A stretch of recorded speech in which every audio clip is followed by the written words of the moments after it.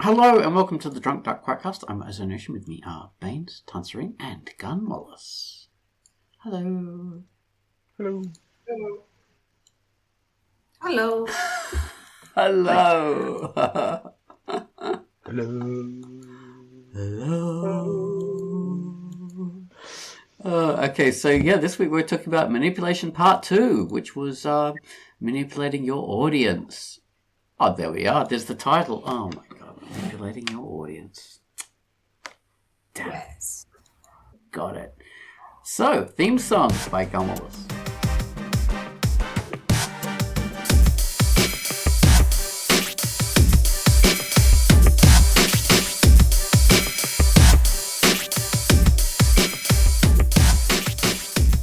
That was the theme song. And now we're going to just give it a quick little intro of what's up next, which is our featured comic. Featured comic was a comic I featured, and oh my goodness me, what was the featured comic? I've forgotten it. It was my little brain. Baines has manipulated me out of remembering it by his brilliantly funny continuity falls that I can, it always is so good, it just takes everything out of my head. But no, the featured comic was Another Random Sequential Experiment, which is an acronym for ARSE. So I can say that because Americans don't have that as a swear word. They have it in a different spelling. So ARSE, Another Random Sequential Experiment, and I'll tell you about that now. Hello, I'm Ozonushin, and my feature fit of the week was Another Random Sequential Experiment, which is a fun little comic. There's no plot, there's no story arc. This is simply a funny gag comic designed to delight and to make you laugh, with 3 or 4 panels. It's a joyous little comic with some genuinely funny jokes that made me laugh out loud. The art style is grayscale with line art and halftones, with simplified characters drawn in a very sleek, well-honed professional style. The jokes are safe for work. It's entertaining and clever. All in all, it's a very well-produced comic. It was created by Jaw Skilly Man, and it's rated E for everyone, which is a good rating for this one because, yes, it is really E for everyone. It's a fun little comic. I hope you like it. Give it a read. Another Random Sequential Experiment. The other thing that's not rated E is its title, because it's an acronym for ARSE. Okay, so enjoy Another Random Sequential Experiment. And that was ARSE. Okay, so, or Another Random Sequential Experiment. Okay, now we're doing a reprise of a theme by Gunwallace, and I'll don't know what that is yet, but I will pick something, or maybe Gunwallace will pick something and we'll play that. But yeah. We'll see how we go. Yes, Gunwallace, have you got anything in mind? Why, you're putting me on the spot. No. No? Okay, I'll pick something. I will Pop. Hey? Joe Pop. Okay, Joe Pop. All right, Joe Pop. Joe. Because it's got you and Baines. We might have done that already as a reprise, but I don't care. It's the infamous bass moment of recording.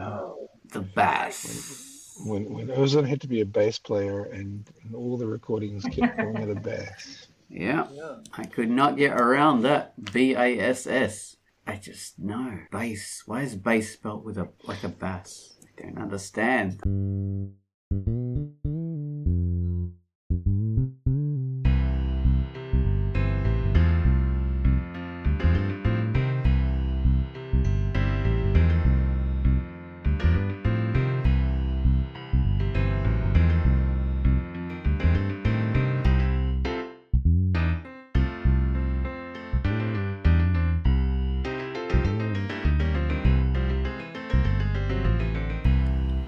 This is sounding good, Joe.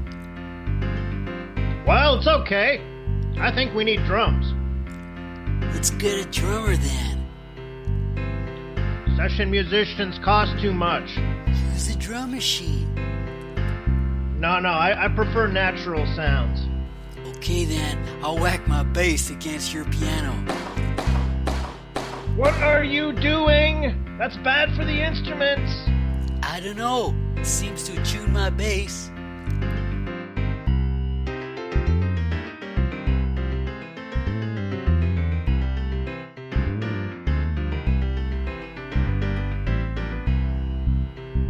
What this piece really needs is some strings. What, like balls of yarn? No, an orchestra. Something classy and cinematic. If we can't afford a drummer, we can't afford an orchestra, man.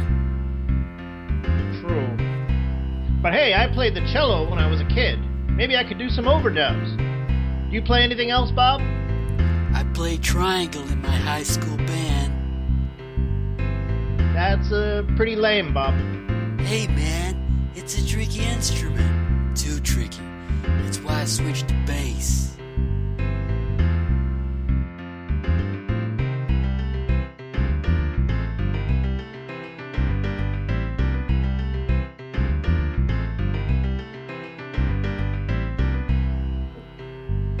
Bring it on home, Bob. What? Bring it on home, brother. What does that mean? Bob, how long have you been a musician, Bob? 12 years, man.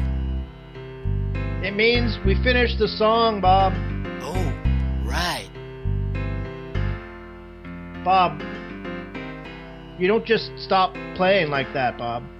But you said to, man.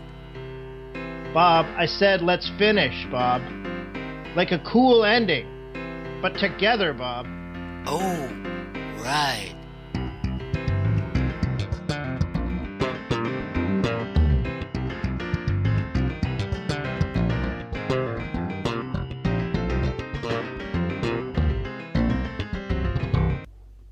Sometimes I remember why I like you, Bob. Thanks, man. Let's go get something to eat. Are you paying? No, are you? Nope. We could go to the supermarket and try free samples. Again? We really need to make some bread, Bob. I could eat some bread. That was our little bit of music there, reprise of Joe Pop. Hope you enjoyed that. Okay, so now we're onto the Quackcast reel, and we're talking about manipulating your audience, which is something that, as authors, you should always do. I mean, maybe you don't, but if you don't, then you're really not exercising your full power, I think. What are some famous examples? Well, a famous example would be Sherlock Holmes, in that you're manipulated into thinking he's such an eternal, superhuman genius man in every single way, and people just sort of buy into that. Like, he has become, like, he's a copyright-free character, so everybody can do their own version. And he's always, like, he even gets more intelligent, actually. He becomes this autistic kind of amazing thinker who thinks, like, 5,000 times faster than everyone else. But, of course, you can't really have someone like that.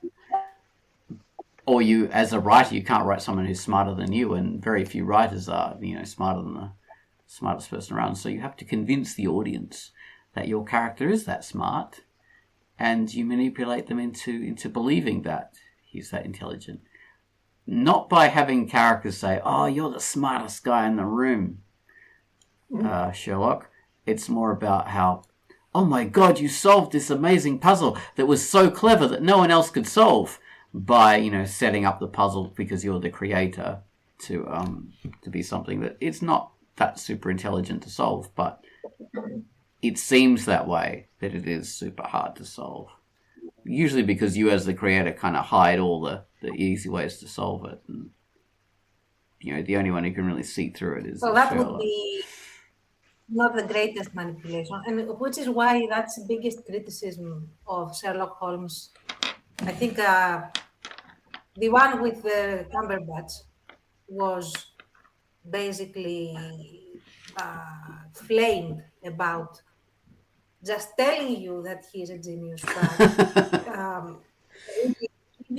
giving him clairvoyance than intelligence, which is a completely different thing.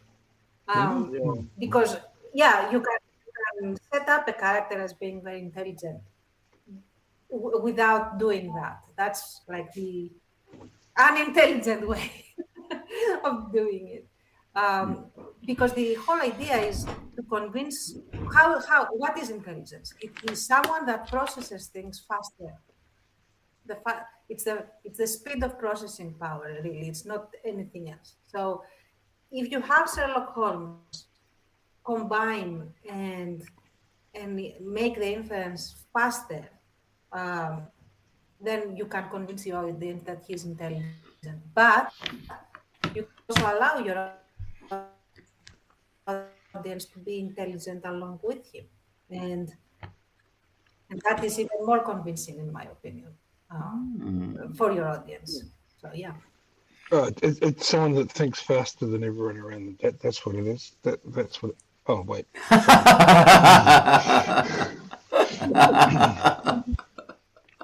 My God, he's right.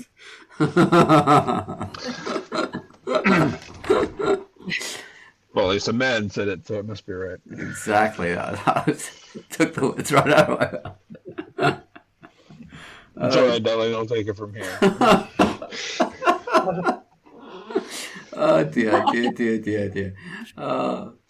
But yeah, that's one thing. Having people tell you, as opposed to like having the character do it, as opposed to like what Dan says is having the audience come along with a character. That's another kind of level again. So then you as an audience feel, oh, I'm really bright. Wow, I thought I came to the same solution as the genius character. Wow, I must be really smart. But yeah, it's just that's a real masterful manipulation by an author, isn't it? If you can do that. Yeah.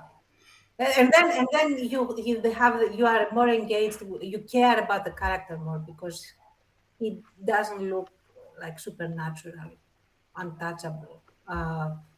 He's a human character, or she, or they are a human character that happen to be like on the far end of the bell-shaped curve in terms of intelligence, but they are within human constraints, and that is more relatable than having this clairvoyant creature that somehow infers things that cannot be inferred objectively from stuff. So, I mean, this kind of like, when you frame stuff as a manipulation, you really think about things in a different way. Say John Wick is this character that so many people love because he has this like supernatural ability to, to kill people. And he has this smooth operating ability with his guns, and he just like shoots, changes guns and changes magazines and shoots and kills and shoots, which is totally unrealistic and silly. Like if you think about it logically, like none of it makes any sense whatsoever. And my brain sort of does think about this stuff, like, so it just looks dumb to me. But it's done in such a way that convinces everybody, and they just enjoy it. They think, oh my God, like Keanu Reeves can literally do this. Like he's just not John Wick. It's Keanu Reeves can like smoothly like holster this gun here, pull out this gun, flick the magazine out, shoot accurately this person here. No one could even hear it because he's got like a silencer on there. Put it away, shoot, and you've just like so easily manipulated your audience into believing that anybody can do that to such a level that they think the real man can do it. Yeah, they do get less believable as they go on. Yeah. You know what though? I mean, I have seen only the first movie, and I really liked it. I enjoyed the hell out of it. Yeah, it's really fun, and the second one's semi-believable as well. But the settings get less believable. The first two, they're in tight, busy or underground areas where you can't, for example, have a sniper. But the fourth one, he's going up a flight of stairs outside. You just need one person situated in a building somewhere. Yeah. They'd meet. Yeah. And these are all really clever people. And they go, no, we must take on the Baba Yaga by going up to him and attacking him by hand, because that way we're sure to die. How about sending a drone? That's what I would do. And I would not recommend. I would not recommend Ballerina, which is even less believable. But But yeah, it's. you know what? I was going Oh, to go say, ahead. like for me, like that, the smoothness of the action, which is that's very unrelatable to me as like a human being, and also it just like, it really gets under my skin. Like if you're facing any kind of like adversity, you're going to start making mistakes. And if your character did make mistakes, like, oh my god, the magazine caught on the, I can't get the freaking gun out, like, nothing here is working, like, oh my god, the magazine fell, whatever, that would make the whole thing way more believable and interesting to me. But now it's just criticism of John Wick, so this really doesn't count anymore.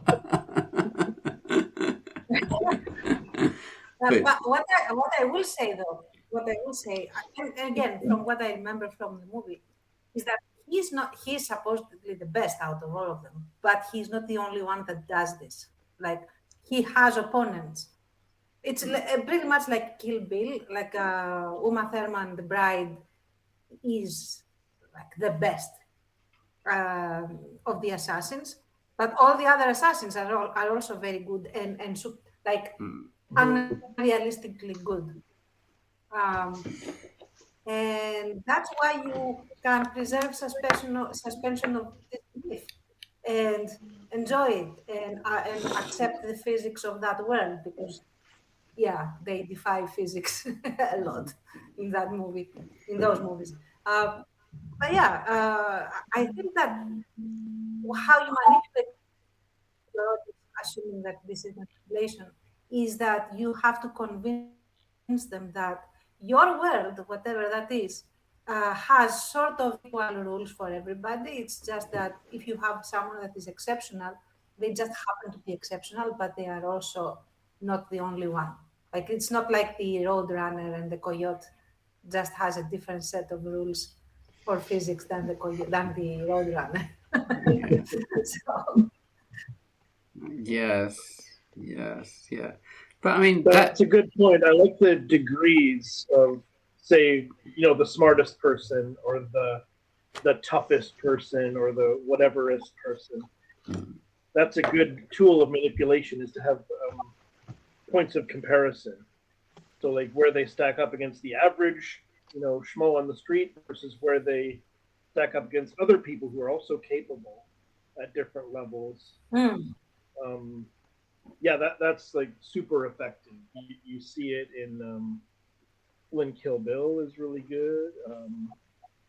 Pulp Fiction, you see these various like levels of badass, and who is the most badass of the badass. And in the movie Unforgiven, the same thing.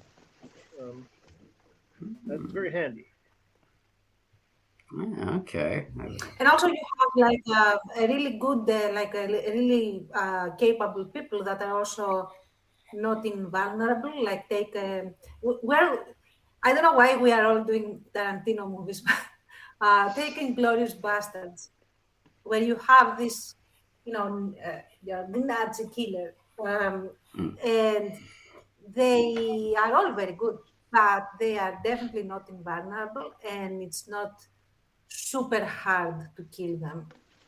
It's just that they happen to be like a little bit more capable most of the times, but not all of the times. And then you are worried that they might actually, get killed in this whole situation. So,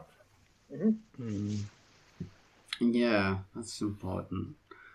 But yeah, I mean, it's manipulating your audience to think that the way you want to think is such like an essential bedrock kind of skill as a writer, isn't it? I mean, and it's why like bad films turn out bad, because the author failed in their objectives and to do that. I'm thinking like our famous example that we always go back to is the Star Wars prequel movies, which Lucas obviously had a lot of control over those, and he did not really manipulate the audience into thinking about the world in a in an engaging way. Although if you released a movie today where the central plot point was something about trade restrictions and you know, it would kind of ring a bit better than it did back then. It still wouldn't. I mean, because we know what a trade restriction, like a shipping blockade is, but we don't care about it from that angle. But if you did it now, if it had come out this year, everyone would go, "Oh, he's making a nice political point." Rather than, Yeah. You know what though? That would mean, but that would still not be him manipulating his audience to care. It's just that it was already, the audience is already primed to something. And that's like they have, now the audience has the experience. The idea is if you are trying to sell something to your audience that most likely will not have that experience, like how can you make them care? And especially like in the whole prequels, all they needed to do is like show a couple of scenes where of the fallout of not having, you know, whatever was that was being traded and was being blocked. Like a few scenes showing why it is important. And then everything else would fall into place. It's just that now we have experienced why it is important.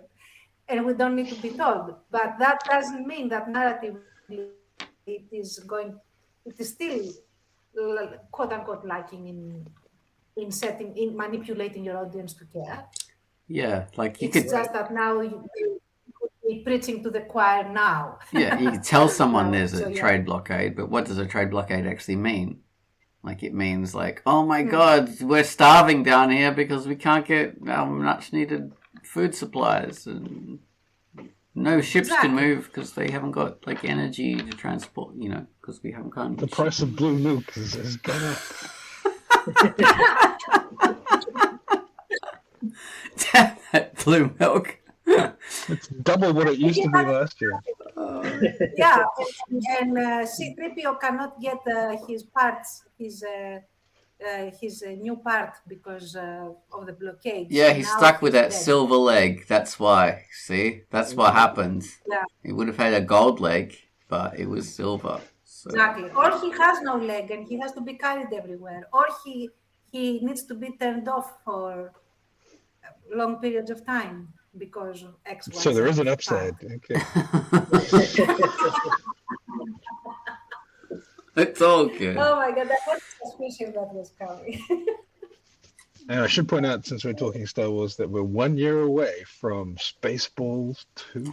Yes. Oh my God, I saw an interview with all the actors, Rick Moranis and Paxton, and there is, I can't remember any of the other names. I will be extremely disappointed if there is no Strait of Hormuz gag in Spaceballs 2 now. No John Candy either, unfortunately. I don't know why John Candy's not coming back, but they didn't ask him. If he'll have a son, the character will have a son in the movie or something. And Bill Pullman's son, that'll be interesting. He looks just like Bill Pullman. That's scary. Yeah, it looks a lot like him. Like Val Kilmer looks like, well, Val Kilmer's son looks like Val Kilmer. Yeah. Oh, I haven't seen him. So. I also wonder if Dot Matrix would be in the movie, voiced by someone else. No one said. Oh my God, she has to be. Like, she was hilarious. Well, did Spaceballs manipulate the audience? What's that? Yes. Yeah. And that's another point that I wanted to make and I forgot in the video cast, is that the biggest manipulation is by comedy authors. You make your audience laugh, which I can't do. So, by convincing someone that something's funny intentionally, unlike the Room guy who just created a hilarious movie by accident. He failed to manipulate you into caring about the characters, which resulted in humor. So that's an interesting effect too. Oh, hi, Mark. Yeah.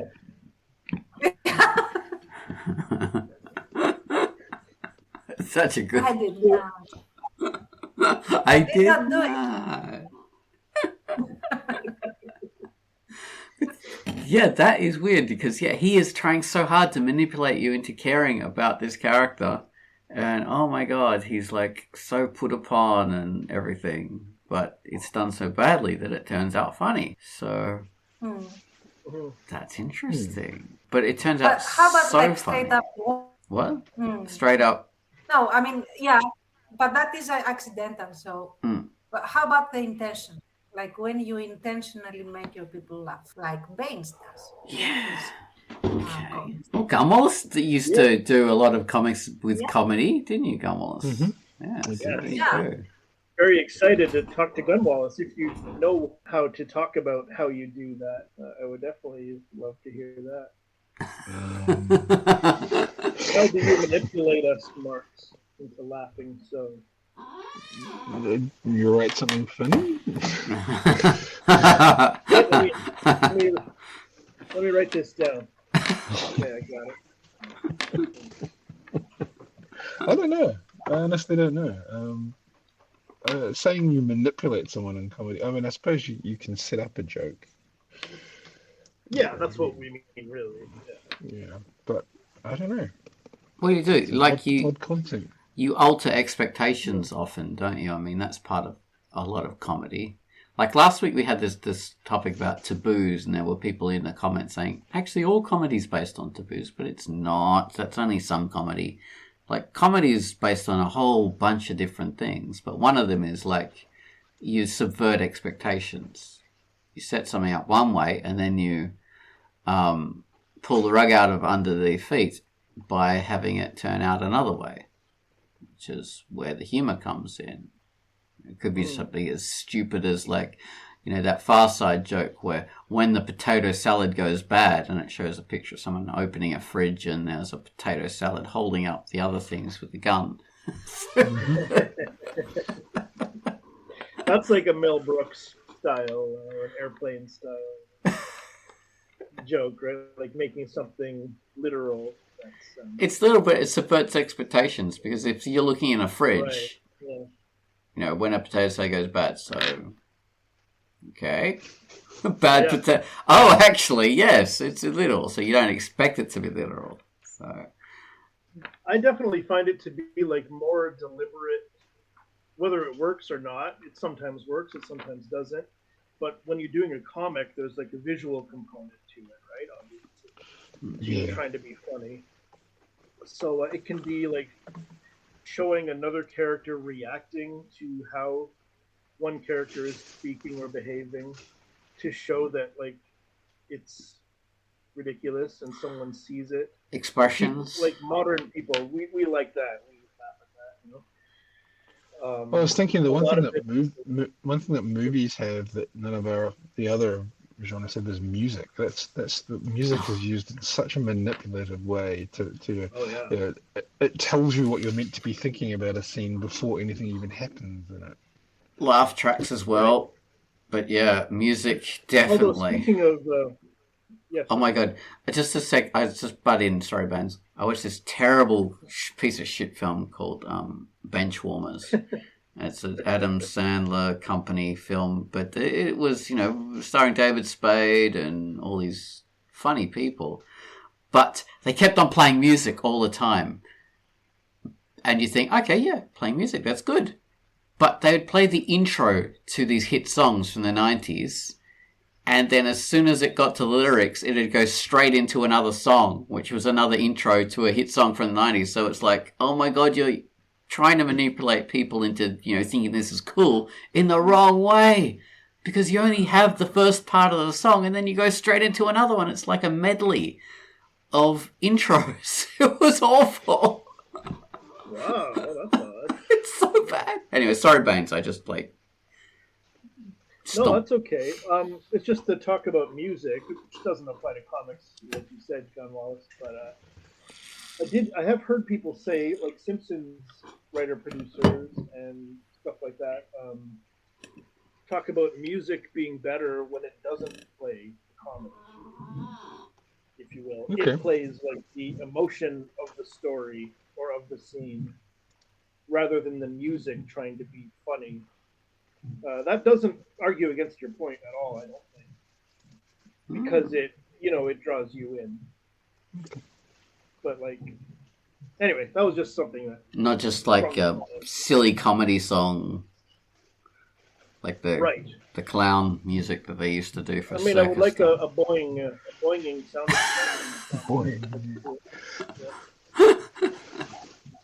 But it's somewhat related to the idea that your characters should believe in what they're saying and be trying to do something. They want something, same as in a drama. But yeah, that will be more funny.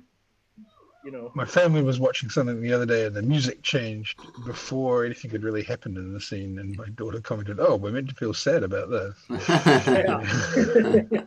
That's the dramatic sting. Oh my god! When's it gonna happen?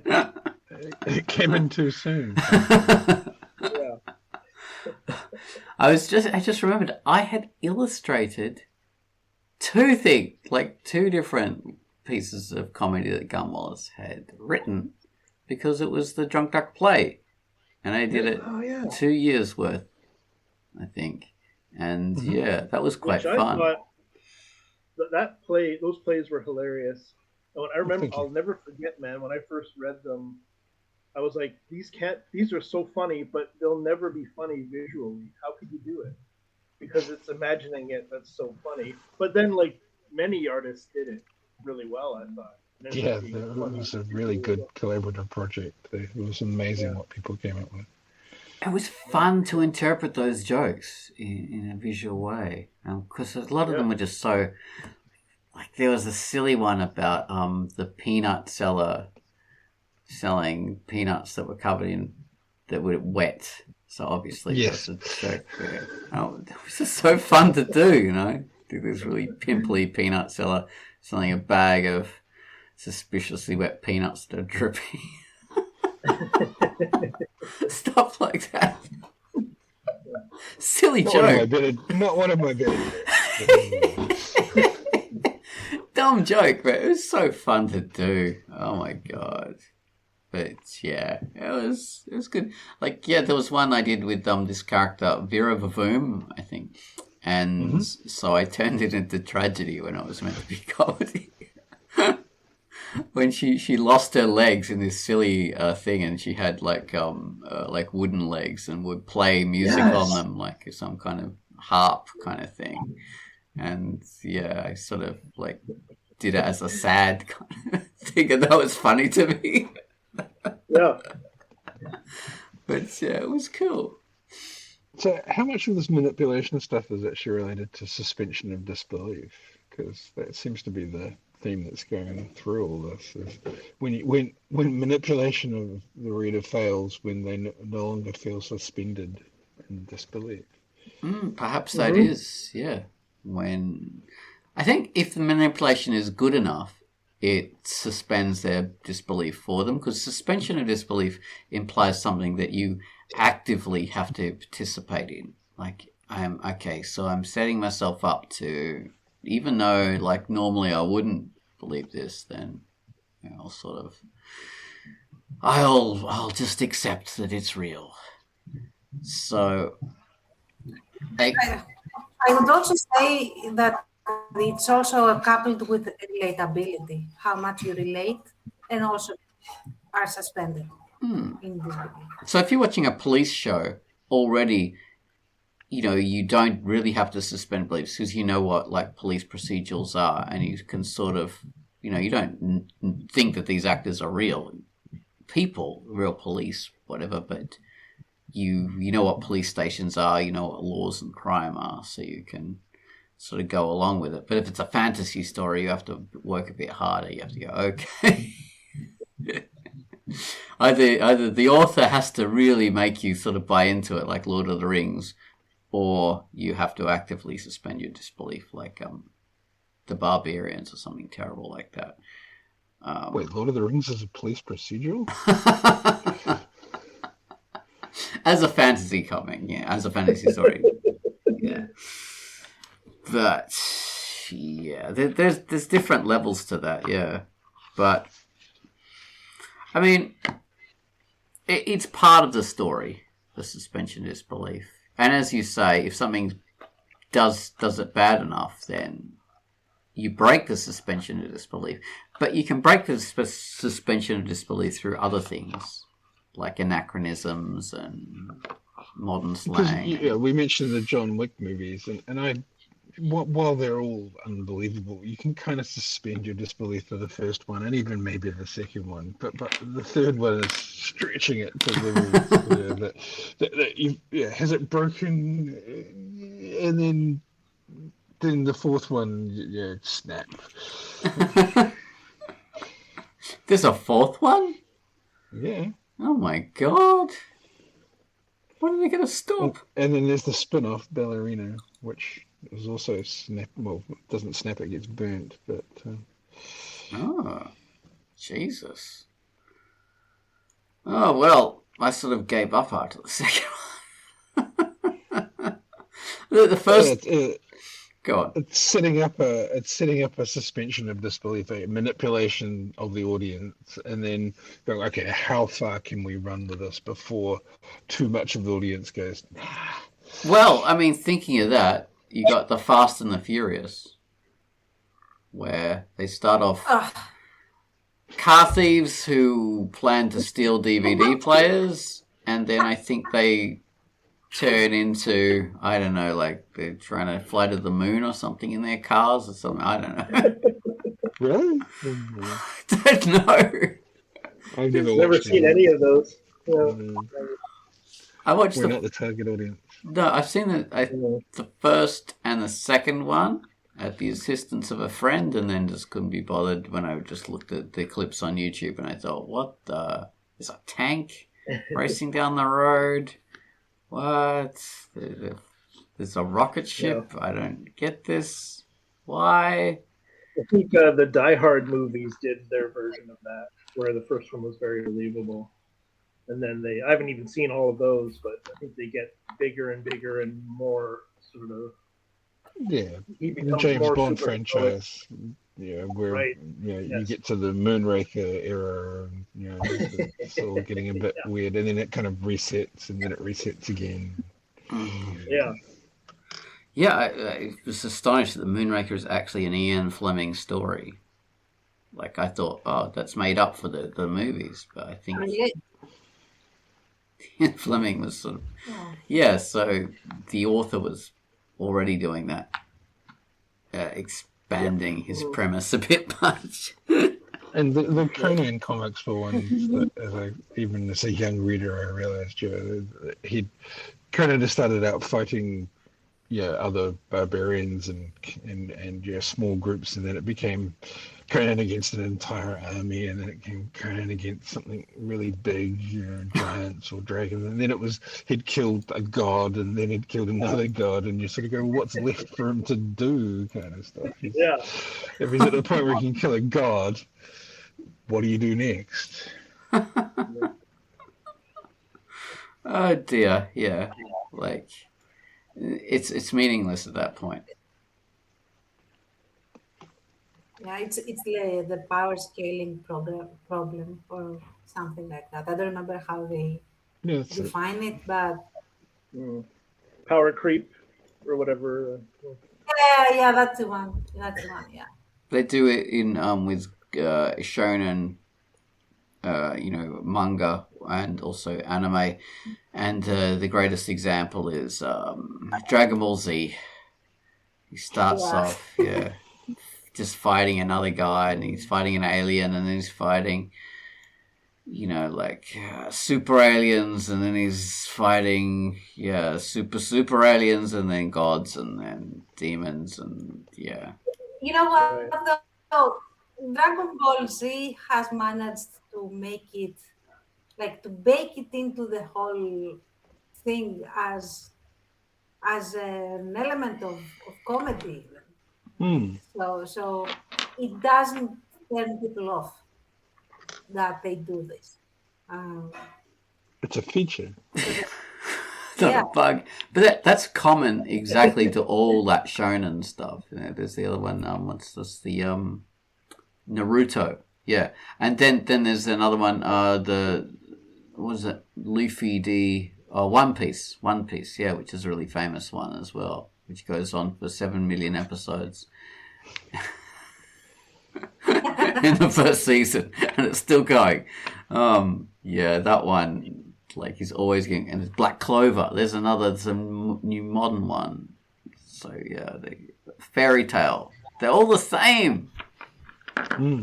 You beat the guys, and then you got a more powerful one. Then you have to work and get stronger, and then beat them. And then you think, okay, so you're just fighting gods now. That's what you're doing. So I think that's usually when you have like the formula of the villain or antagonist of the month, and you feel that it has to be always a more intimidating or dangerous or whatever. So you have to keep upping the ante in a sense, and you get boxed in like that. So.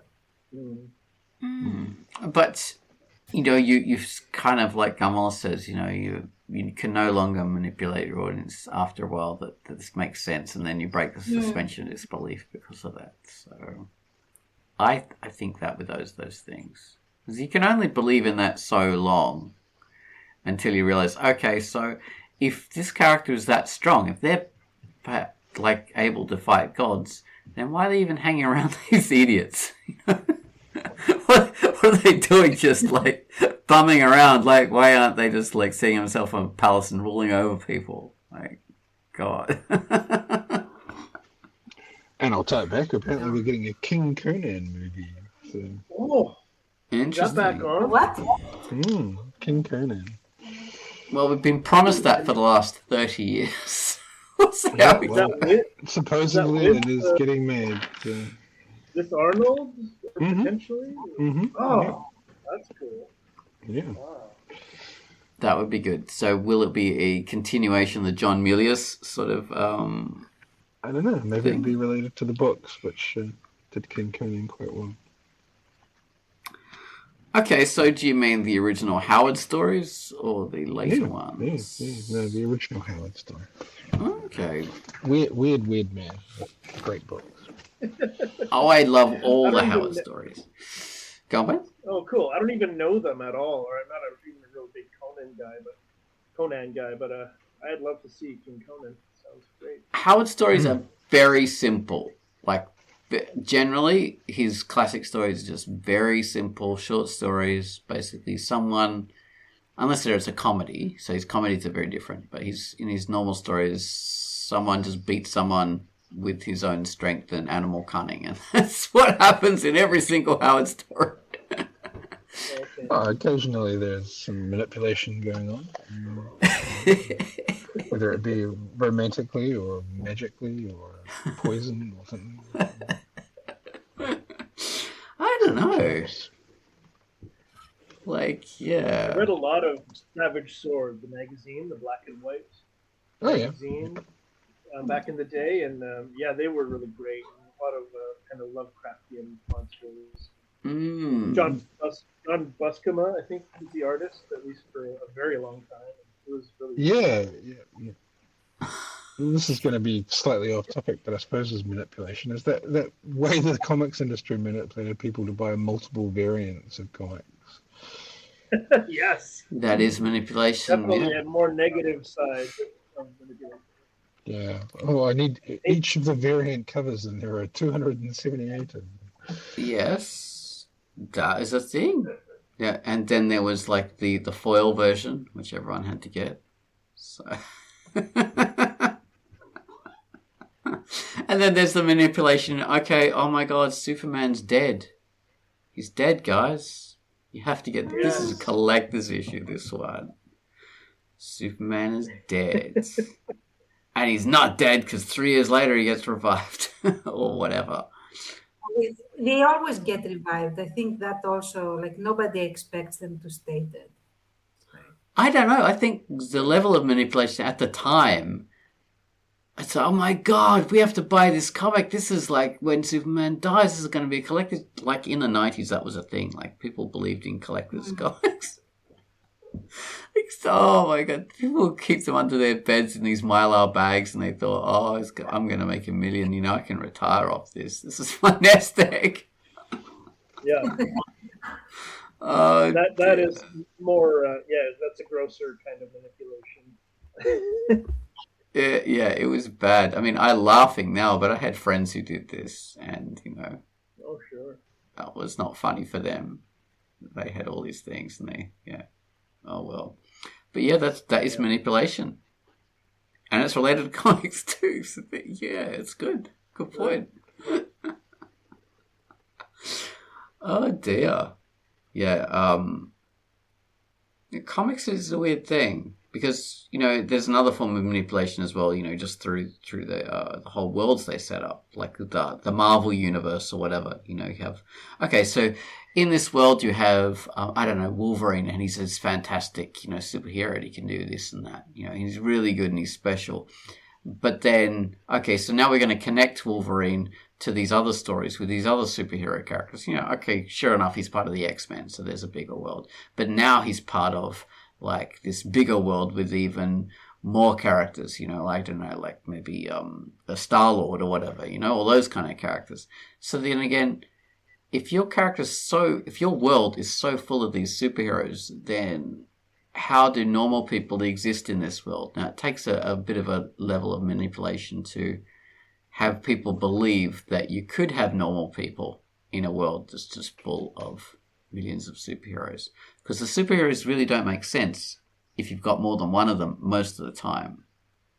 You really have to have one superhero in a world in order for them to be a superhero.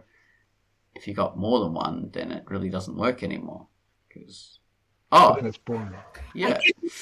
I think the X-Men solved that a little better in the sense that these are like a new class of people. We're talking like a population that has to be, like that society has to adapt to their existence in a sense. So I would try that. Like, okay, now we have this new emerging like species or whatever. Now what? That I can understand. So it depends again on the setup. They had made it work, through the movies and stuff like that, I think. Probably better than they did in the comics, maybe. Because the comics were originally written as, standalone characters. Like, this X-Men wasn't, but as they added to the lot, you'd have a comic series just about Storm or, Wolverine or something like that. But the movies were always group efforts. So, yeah. It's been interesting. I mean, we're manipulated into believing that Wade Wilson, what's his name? Deadpool didn't like perform in that first version. Played by the same actor, but that is not Deadpool. Remember, like the first version of Deadpool in the X-Men movie? Oh yeah. Just had his mouth sewn shut. And could spin his swords around. Yeah, literally the one character that mouth soft didn't have a mouth. So. Yeah, for some reason. Yeah. But he gets killed off in a later, in like Deadpool 2 or something, doesn't he? Goes back and kills him. That's very funny. You're right. In Deadpool 2, that happens. Yeah. That is quite interesting. Yeah, there's levels of manipulation in various ways, in order for us to accept this stuff. Like, I don't know. I mean, we're meant to believe that, okay, so it's fine that Spider-Man has 3 or 4 different recent origin movies. He can't move beyond that. It's always difficult as well with groups of superheroes when they have wildly differing powers. Like anything with Justice League, you've got Superman, and then you've got Hawk Girl, which is an episode of Dexter's Laboratory or something. All the powers of a hawk and a girl. The powers of a hawk. Oh, wow. So you can flap around and lay eggs. Great. But yeah, they have to end up in a fight where they're both fighting things, and yet somehow one of them can be hit by a nuclear weapon and is fine, and the other one could be killed by a paper cut. Yeah. Yeah. Yes, Bad equivalence. infection. Well, I mean, one of the silliest things was the first Avengers film, where you have, I don't know, you have like Incredible Hulk with his massive strength, Captain America with his super soldier powers, and yeah, whatever. You've also got Hawkeye with his arrow shooting powers. So. Yes. Yeah. All the powers of a hawk and an eye.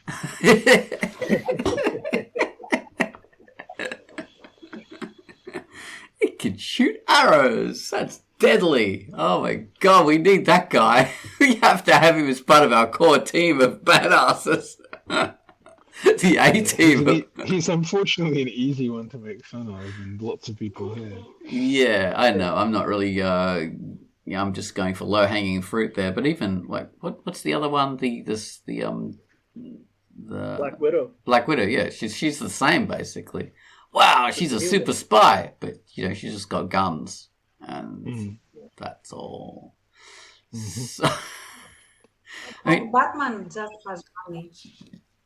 His superpower is little money. yeah, but he's not in the Avengers. Like the big two, right? Superman and Batman. How different they are. So Batman, they have reformed him in his special power now is that he thinks 10 moves ahead.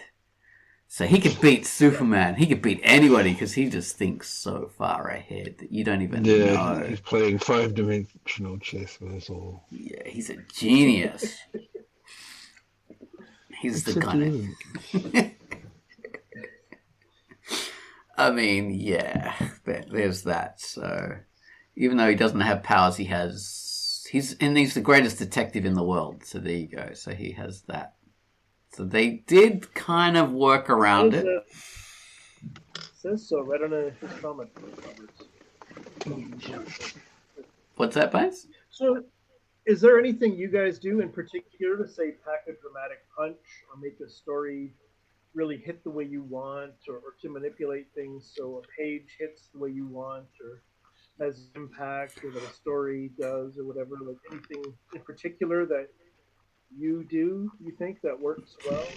Pardon me. All the time. I use colors for a lot of it, You manipulate people into like thinking this is a downbeat kind of thing. So you use like blues and greens or whatever. And then you want people to think it's happy and fun, then you use lighter colors or use dark and shit. You get just really simple stuff that. So Okay. What about you guys?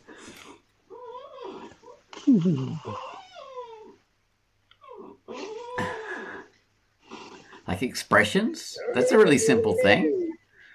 What is that? My brain's making fun of my noisy chair. Okay.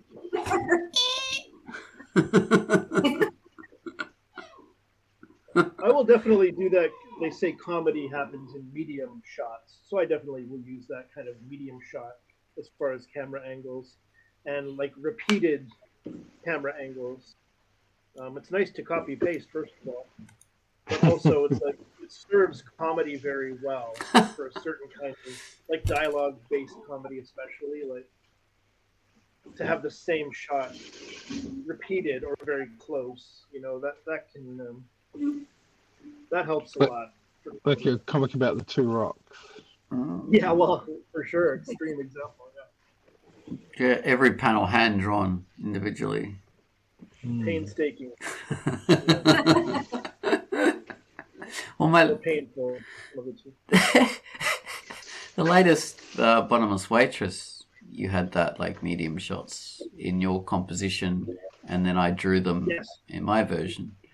So and like 3 repeated panels. I don't know if it's hilarious or anything, but yeah, definitely I use that a lot, or suggested a lot in Bottomless Waitress. It works well. Yeah, I thought it was clever. So yeah, that's good for manipulation. It is. I'm trying to think of ways to articulate how I do manipulation. Oh, come on, Tans. You had this thing where you had like you were setting up people for the whole fight scene. You were like really carefully trying to manipulate your audience into thinking a certain way for the fight scene with the demon guy, the fiery fella. Yeah. So okay. So what I wanted to show there is that the demon fellow was basically ridiculously superpowered. Like he is the strongest one. There is no doubt about it. He is the one that can beat up any single one of the other adversaries one-on-one. But he's also dumb. He's really stupid. So he's arrogant because he thinks he's so powerful. He knows he's powerful, so he believes that everyone else thinks that too. Yeah. I mean, he's objectively like very, very powerful. But because he's so powerful, he doesn't believe that anything else is needed. So he is not a very smart guy. I mean, I'm not saying that he's stupid, but he's not on the alert of, okay, maybe I might be outsmarted here, because he thinks that doesn't matter. I'm too strong for anything and anyone. So, and I wanted to show that how the main character would act when faced with something that he knows he cannot beat. So he outsmarts them because he knows that with all the like the entire forest basically has to become the adversary of this one guy in order to get him defeated. So the one thing that Ethan does is, okay, I will have you focus only on me, so that there is nothing that happens, nothing that you can preemptively stop before it is too late. So that's the whole plan. So I want people to see that he is implementing a plan that the demon guy just doesn't see through. Yeah. Although I'm hoping that the audience specifically knows what is happening. So yeah, I don't know. Would that count? Yeah, because you have to set up that the guy is so powerful. Yeah. And then you like having that unbeatable kind of aura to him. And then that has more impact when he's not. So just that's kind of like the plot of half of the original Star Trek. It was the unbeatable foe that then gets beaten by Captain Kirk. With a double punch to their head. Double fist. Or where he outthinks the computer. Yes. Right. But have you considered love? Why would a god need a spaceship? All right, our video is going to cut out now, so our Google's going to cut out because we started late, so it's going to kick us off. So we'll have to say goodbye, guys. This has been Quackcast number 788. Bye. Ozonation out. Bands out. Come on, Next week we'll be talking about capitulation, so we'll look forward to that. That sounds naughty. Bye-bye. I don't even know what it means.